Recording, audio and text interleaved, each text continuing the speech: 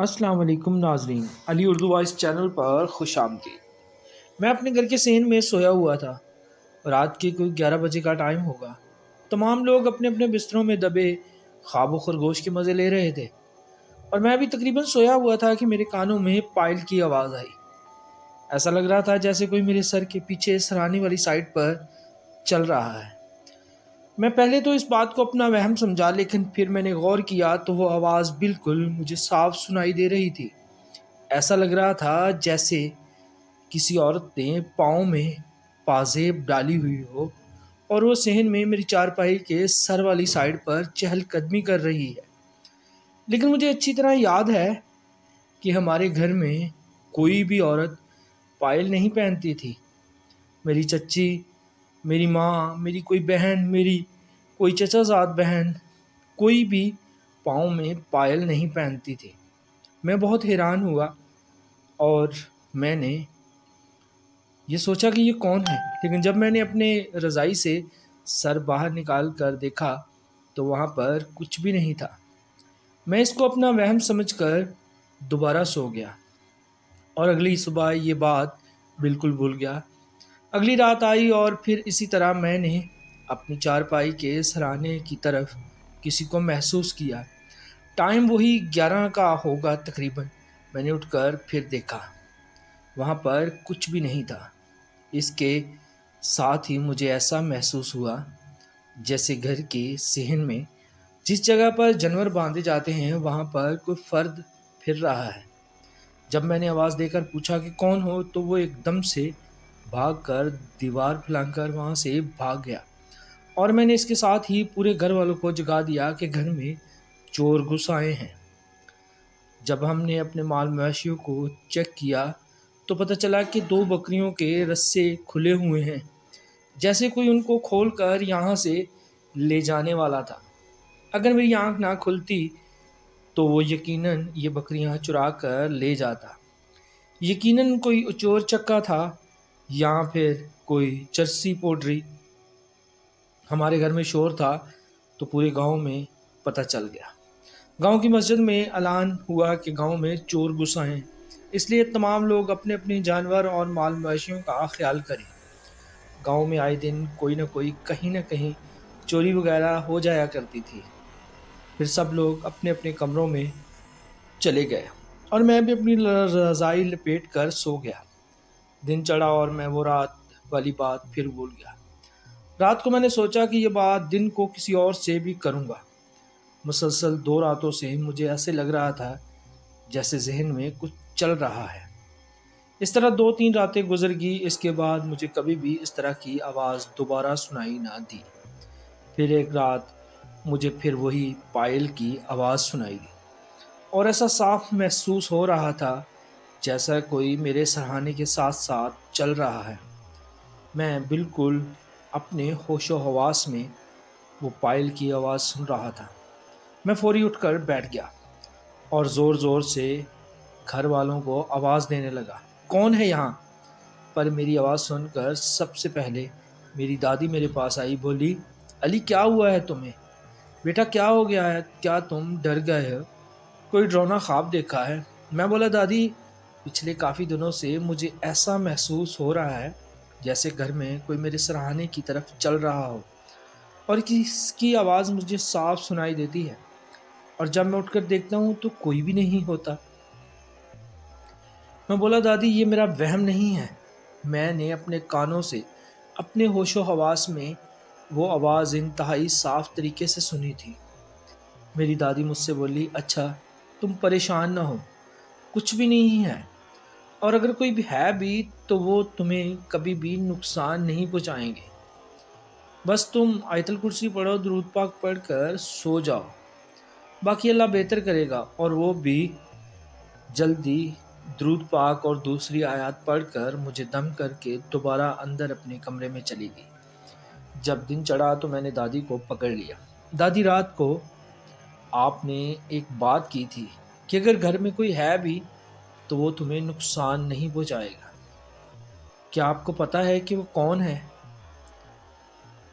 وہ بولی، بہت سال پہلے تمہارے پردادا گاؤں کے امام مسجد تھے، یہ پاکستان بننے سے پہلے کی بات ہے۔ گاؤں میں ایک ہی کچی مسجد ہوا کرتی تھی، جبکہ گاؤں میں زیادہ تر آبادی سکھوں کی تھی۔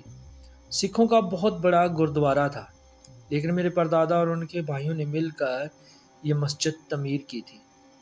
مسلمان اس گاؤں میں چند ہی گھروں پر مشتمل تھے، زیادہ تر گھر سکھوں کے تھے، اس لیے اس مسجد کو بنانے میں کافی جد و جہد کرنی پڑی۔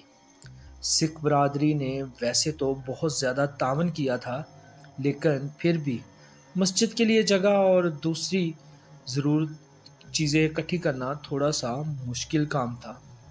لیکن تمہارے پردادا اور ان کے چند دوست اور ان کے بھائیوں نے آخرکار یہ مسجد تعمیر کر دی۔ اس وقت اتنی چوری چکاریاں وغیرہ نہیں ہوا کرتی تھی، اس لیے مسجد تو تعمیر کر دی، لیکن اس کا کوئی بھی دروازہ وغیرہ نہ رکھا گیا۔ بس سادہ سا ایک چھوٹا سا کمرہ بنا کر اس کو مسجد کا درجہ دے دیا گیا۔ اس وقت گاؤں میں بجلی وغیرہ اور لاؤڈ سپیکر نہیں ہوا کرتے تھے۔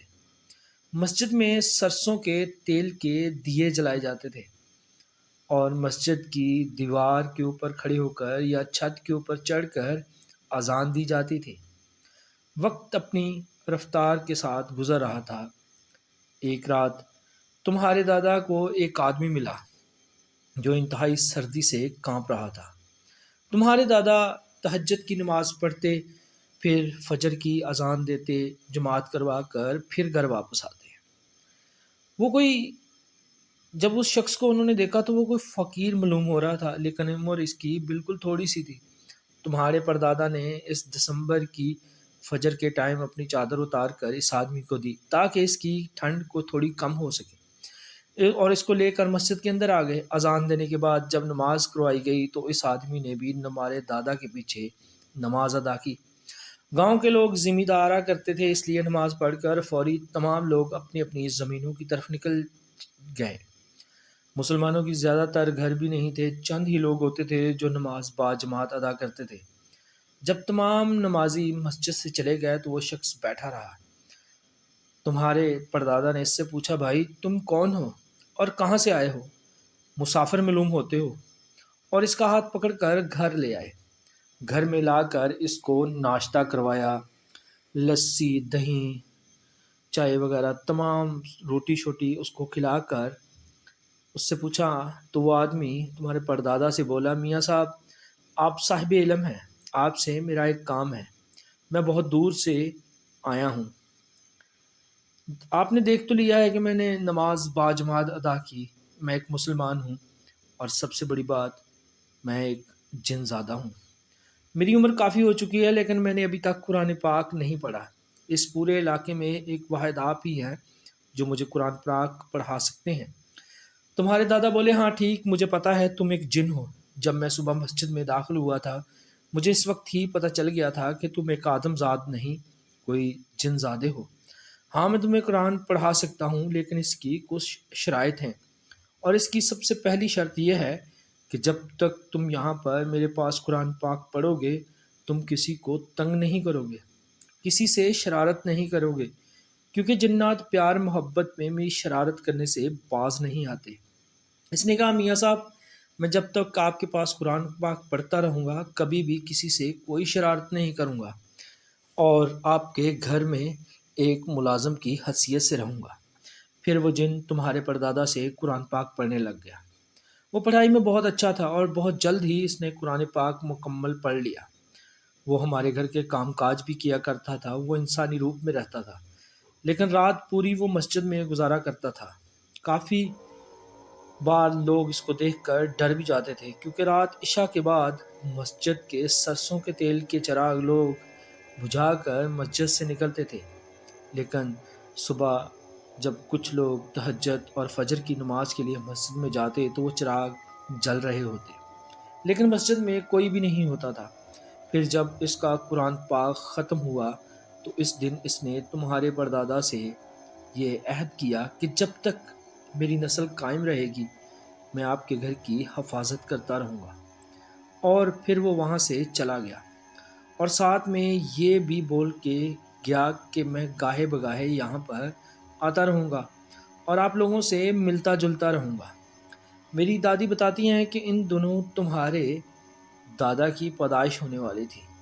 جب تمہارے دادا پیدا ہوئے تو اس کے 2-3 سال بعد ہی تمہارے دادا اس طرح کی حرکتیں کرنے لگے جیسے کوئی 8-10 سال کا بچہ حرکتیں کرتا ہے۔ وہ کبھی دیوار پر چڑھے ہوتے تو کبھی چھت پر، کبھی گھر میں موجود 2 بڑے پیڑوں کے اوپر اور کبھی ان کے تنوں کے اوپر چڑھے بیٹھے ہوتے۔ پہلا پہل تو تمہاری پردادی اس بات سے بہت زیادہ ڈر گئی اور خوف زدہ ہو گئی کہ یہ اتنا چھوٹا سا 3-4 سال کا بچہ اتنے اونچے اونچے درختوں پر کیسے چڑھ جاتا ہے اور کون اس کو اتنے اوپر چھت پر لے کے جاتا ہے۔ یہ باتیں سوچ کر تمہاری پردادی بہت پریشان ہوئی۔ یہ بات جب تمہارے پردادا کو معلوم ہوئی تو وہ زور زور سے ہنسنے لگے اور اپنی بیوی سے بولے کہ پریشان ہونے کی ضرورت نہیں، یہ کوئی اور نہیں کر رہا، یہ میرا شاگرد کر رہا ہے سب کچھ۔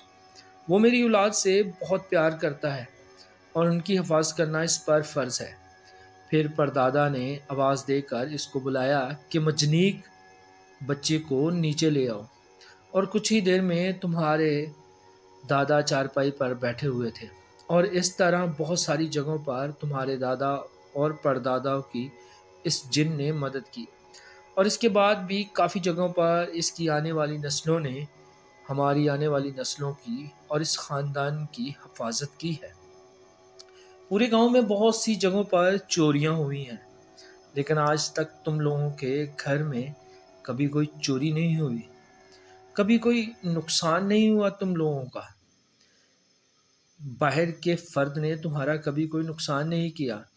تمہاری زمین، تمہاری فصلیں، ہر چیز محفوظ ہے تو صرف اس جنات کے قبیلے کی وجہ سے، جن کے ایک فرد کو تمہارے پردادا نے قرآن پاک کی تعلیم دی تھی۔